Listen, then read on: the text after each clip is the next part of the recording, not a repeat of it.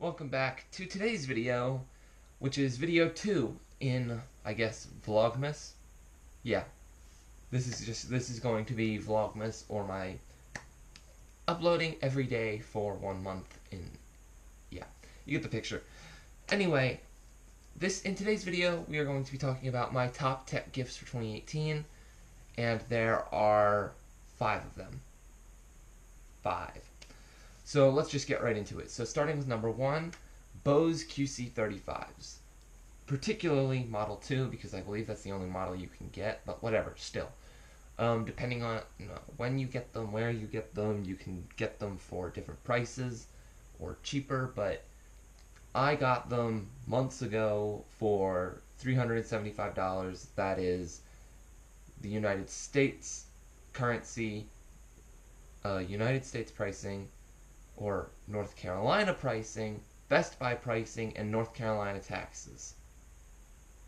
So, whatever the pricing is in your country, your state, your local Best Buy or Walmart or whatever, it could vary, but for me, I got it at $375 in the United States at Best Buy, factoring in North Carolina taxes.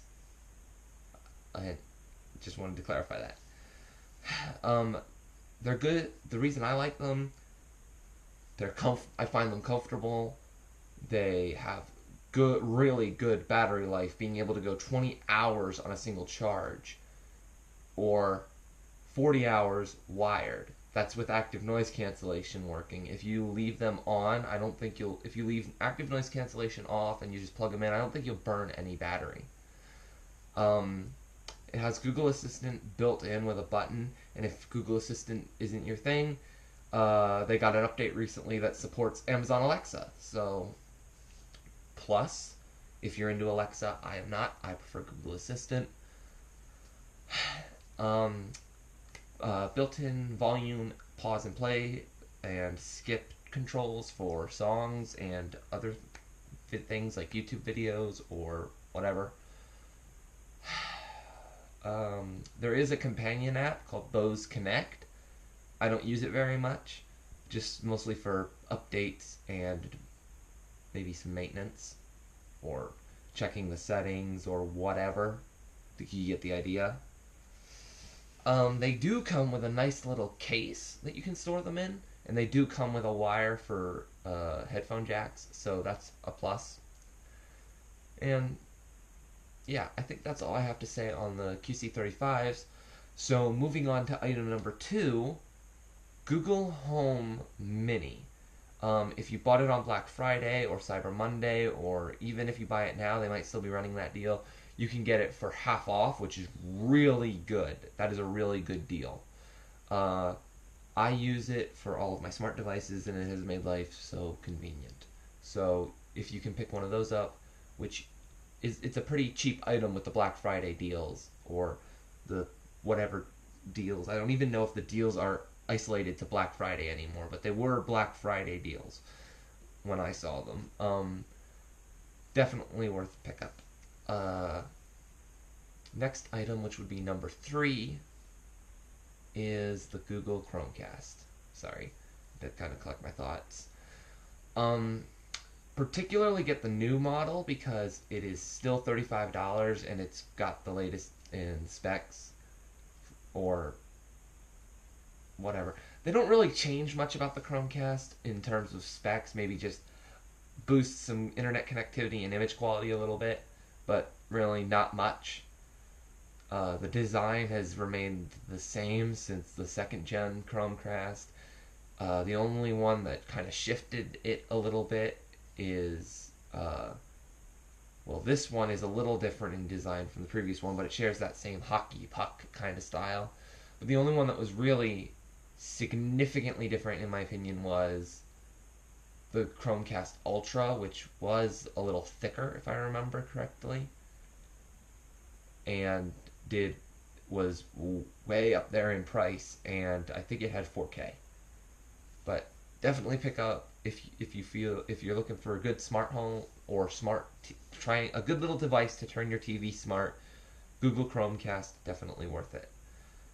Now for item number 4 it's more of a brand rather than a particular item recommendation.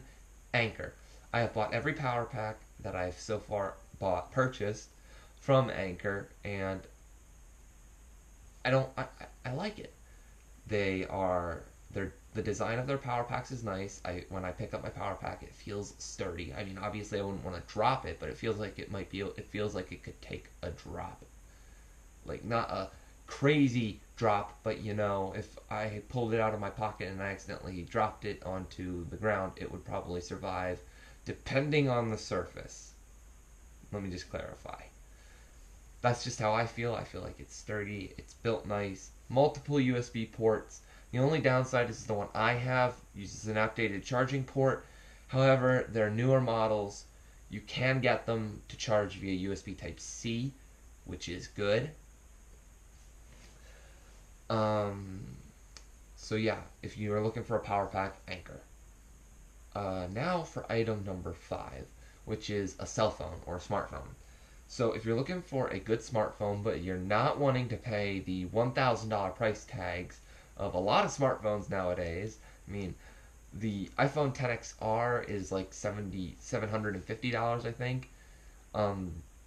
Definitely a couple $100 less than the $1,000 price tag of the other iPhones. The Google Pixel 3 and 3 XL are like 700, 800 something. And the Galaxy Note 9 is $1,000 again, which I think the only one out of all of them that justifies its price tag is the Note 9.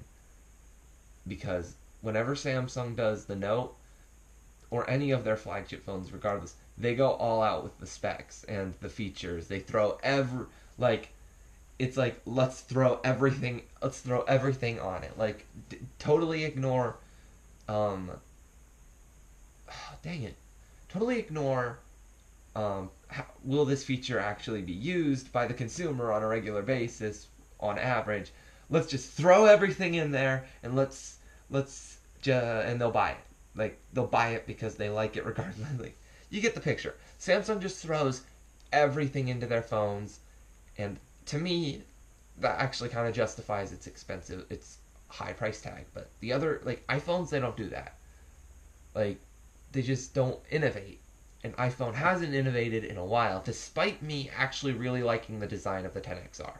I actually am a really big fan of that. I went into my local Apple store and I picked it up and I held it. I can safely say I've never held a phone like it, and I just realized I kind of went off track. Dang it. I ramble a lot, don't I? Anyway, I'm just going to stop talking and get back on track. So item number 5, my recommendation is the OnePlus 6T. It is significantly cheaper, coming in at $550, and there's like a strand in my eye. And in terms of spec-wise, it does not take as much of a drop as other smartphones. So if you're looking for a good smartphone on the cheaper side, definitely go with the OnePlus 6T. Also, its notch, the OnePlus 6T's notch, is not that bad. I looked at it, it's actually really nice. I like it. Now, that concludes my top tech gifts for 2018. I hope you guys enjoyed this video. Stay tuned for tomorrow's video, and peace out. What's going on, guys? And